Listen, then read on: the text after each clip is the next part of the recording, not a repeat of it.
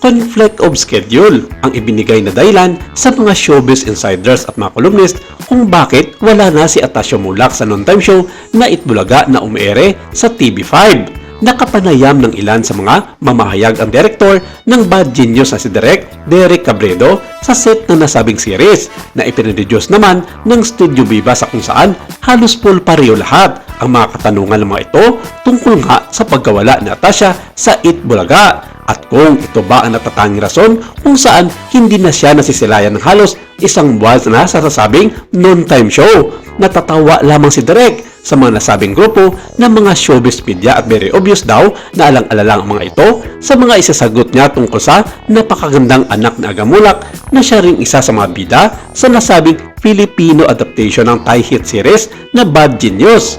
Saad niya, "For now po, as per Atasio, concentrate muna siya sa Bad Genius. And for TVG Productions, wala pong problema sa kanila. And actually, sila pa nagsabi na pagkatapos ng taping ng aming series, iipalan daw agad sa kanila.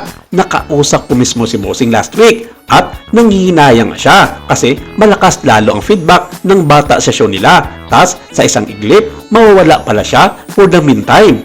Biro pa nga niya bumaba daw ang kanilang ratings sa ngayon at marami ang naganap kay Atasio. Well, yun naman pala, hindi naman sinarado ng Itbulaga ang pintuan nila kay Atasio at pansamantala kinuha muna nila Julia Barreto at Miss Universe Arboni Gabriel ang nasabing bakanting posisyon sa hosting ng Itbulaga.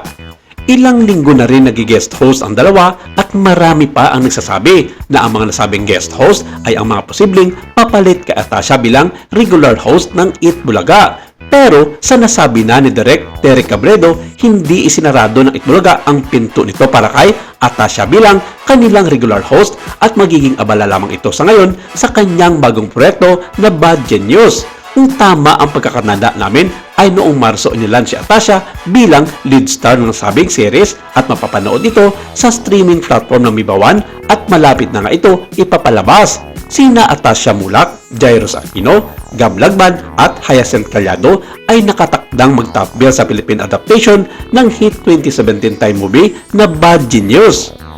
Ang pelikula na umiikot sa kwento ng isang nangungunang estudyante na nagpapatakbo ng cheating scheme ay isa sa naging may pinakamataas na kinita na pelikula mula sa Thailand sa ilang mga bansa sa Asia, kabilang na dito ang Pilipinas.